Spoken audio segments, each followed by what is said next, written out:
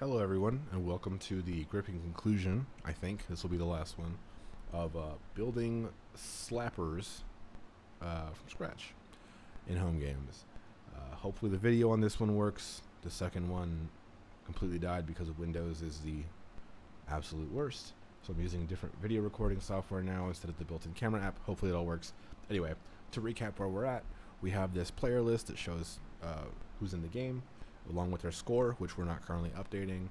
We have this board of cards, which is currently just showing whatever the previous round was of whoever drew whatever cards, but we're not showing what card each or what player each card belongs to.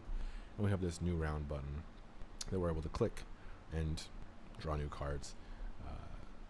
And now what we want to do is display above this the player's name of whose card that is, and then we want to increment the scores of the people on the left to actually display something valuable to say how many times people have won, the hand of slappers. I'm just going to get comfortable with calling it slappers. That's the brand, that's the name, we're sticking to it. These colors were not supposed to be final, but I kind of like this very, simple, blocky, bright but not look to it, so we'll see where this look goes, but maybe we'll make some changes to it. I don't know. Sorry, just burped into the microphone. Not professional of me, but whatever. Anyway, so we're gonna do the starting thing of just adding the player's name above the card that they drew. So the card text, we have the card and all that stuff here. We're gonna remove this console log that we're not even seeing. And we're going to say the player, card player name text. Could be a better variable for sure, but we're just going to say it's a game node dot text, and the text info is the player's name. Do we have access to a player? No, we do not. Oh, we do have access, we just haven't declared the variable yet. So player is this dot players player ID. I'm sure there's a better way to do this, but I'm not thinking at the moment. Just kind of to quote Yazid, I'm just kind of blacking out and there's content in the end, so anyway, the text here is the player's name. The X value is X index plus 3. We basically want it to be aligned with this score, the card value that they have on the card there, that white block, plus 3. And this plus 3 is kind of a magic thing. I could declare a variable, again, just kind of playing it fast and loose, but essentially it's half of this number because this number is the width of the card. So if I'm setting it to 3, then I'm basically setting it to the center of the width of that card. And that's what I'm doing there.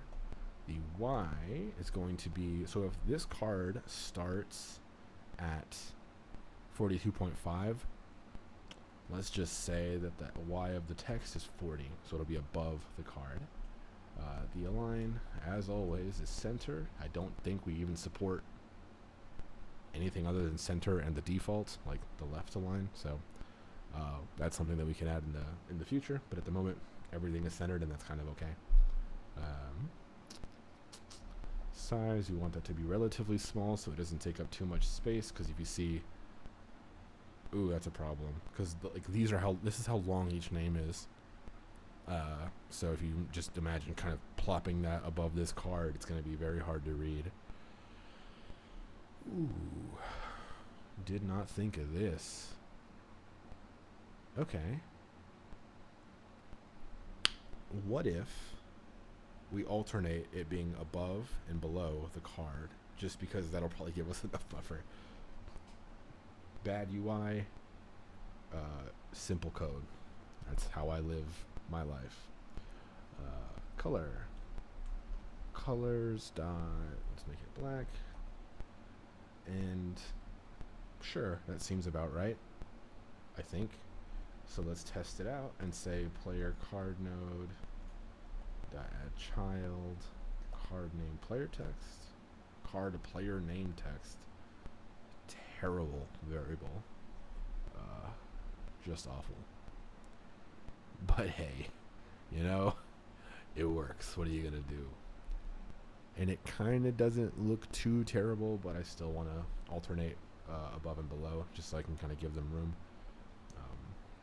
So the way that we're gonna do that, let's just say let top equals true, and then let's say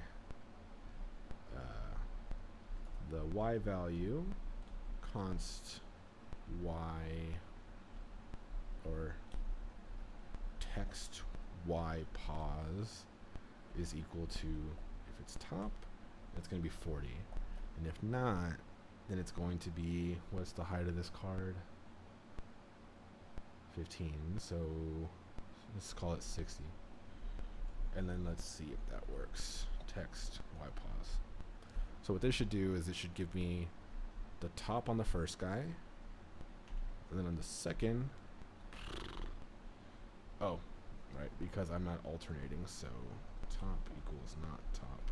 So I'm just basically flipping a Boolean flag saying top, bottom, top, bottom every time I go through another player. So now this should work. Top, bottom, and then I do it again, and it's top. Cool. So that's more readable, at least what this is looking like. Maybe we can get 6 cards, so 6 players in total.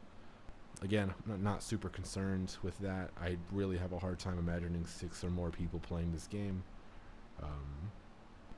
If it somehow ever gets very popular, I'll come back and revisit some of the design elements and support more players and stuff like that. But at the moment, not really a concern. Cool. So we have the players of the cards. At this point, we should probably decide who won. At this point, it's whatever millipede. So this person knows they won, but there's nothing telling them they won. So we're going to need to do that. So let's just say, look, I know I said I wanted to do alphabetically sorted stuff first, but realistically, I don't want to do that. So I'm just going to say whoever gets the highest value first when iterating through this list of players, or this set of players, they're the winner. So let's just say let winner, and we're going to say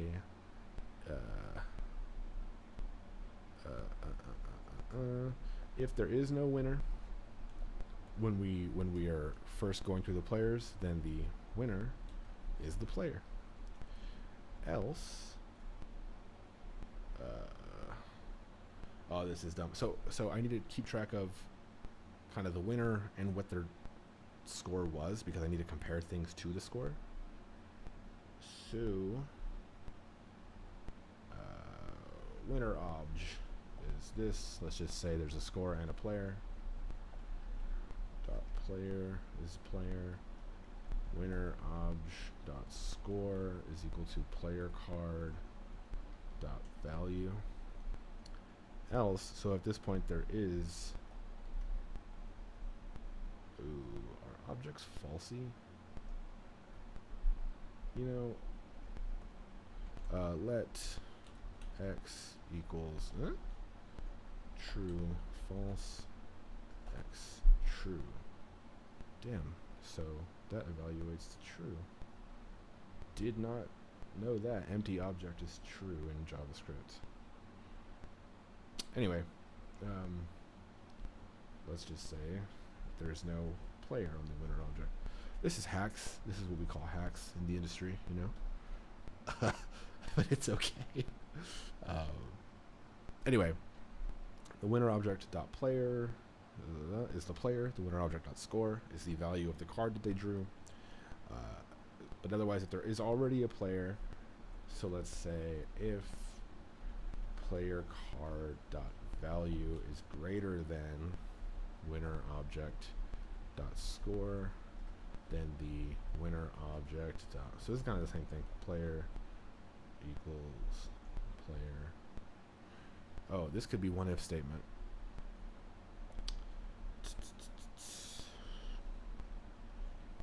Or cool. So now basically we're just assigning the winner if there is no current winner, or if this winner is, getting a higher score than the previous winner. So I'm just going to log the winner object just to make sure that everything's correct before I start rendering this data. Oh man. I win. Sounds right. There's only one of me. Now it should be Ducky or... Is that this person? Yes, it is. So it looks like my skill or my logic is correct. I'm going to trust myself and say that it is. So at this point, all I need to do is, now that I have a winner, I just need to say, you know, here's the winner. Basically put that in some text above everything else. So, oh, and I need to increment the score, which is something that we'll go back to. Cool. So winner text is a new game node dot text, and the text info, I remembered this time, is text winner object dot player dot name. The X, let's call it 50. The Y, let's just like put it up in the top, right? Because I could put it kind of right here, but to me, this is where all the cards go. So let's just say, bah, right across the top because we have the space for it. So the Y is 5. The size is big. Let's say it's 3, you know, let's go wild with it. The align, you guessed it, center. The color is going to be white.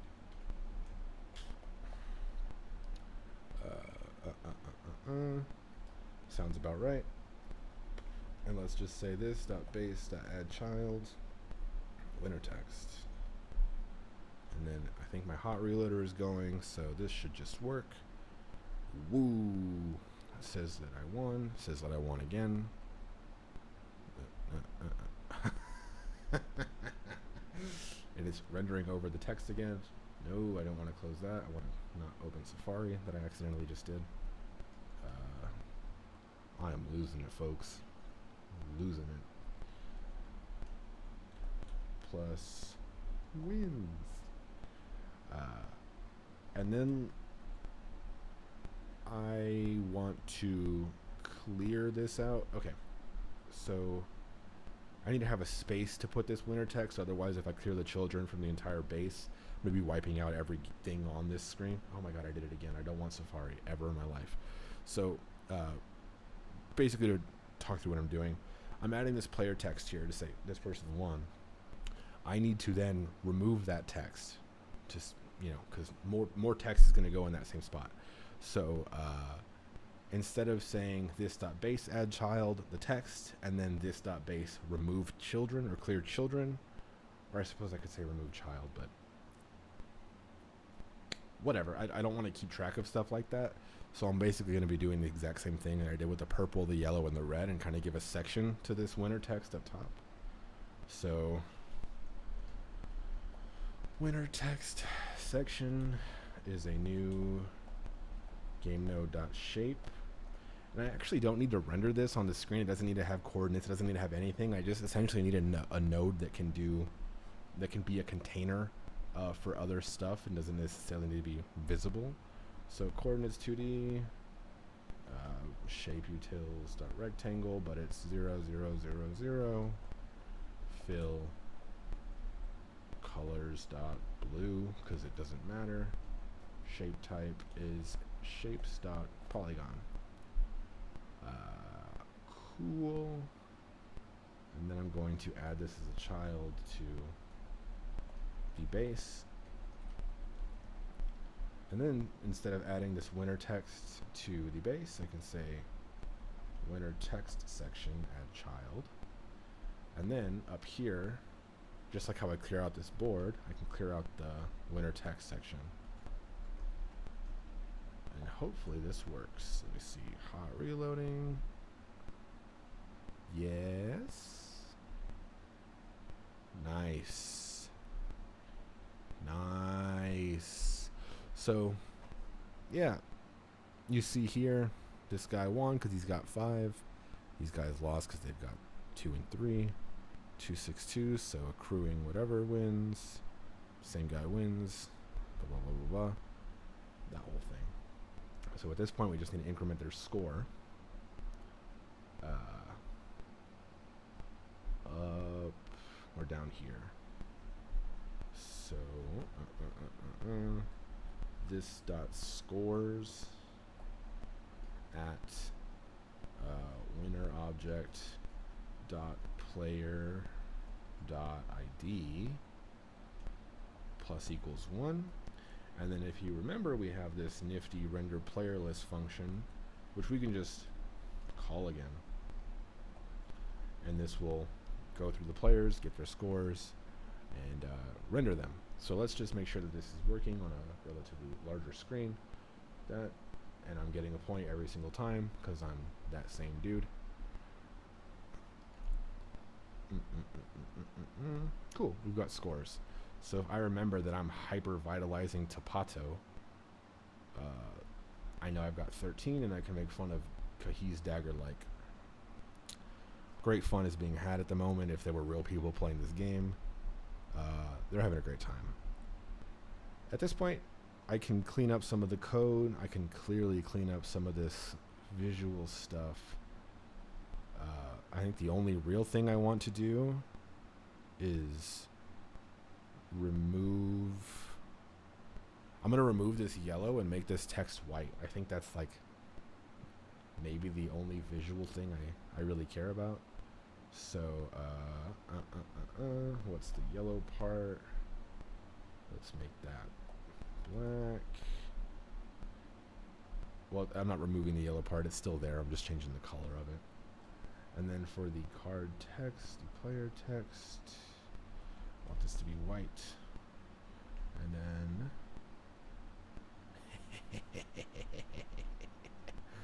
Cool. This actually looks okay. Doesn't look like super trash. I kind of dig the aesthetic going on here. Anyway, this is a game, I think. It's not a good one. It's not a fun one, but it is a game. And it's not even 200 lines of code. So I think that's pretty cool. And a lot of this can be cleaned up and simplified. I'm not going to do that. It's been an hour and a half, I think, total, even with the cuts and stuff that I've made. So, anyway, pretty happy with this.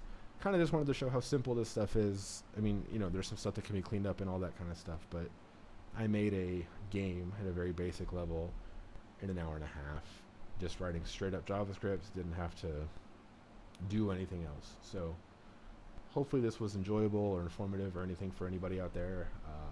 Give us feedback, give us questions, anything like that. We have a website, homegames.io. We have a podcast on homegames.io. You can look it up.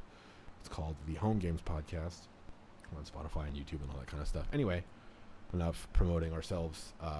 Thank you for watching. See you later.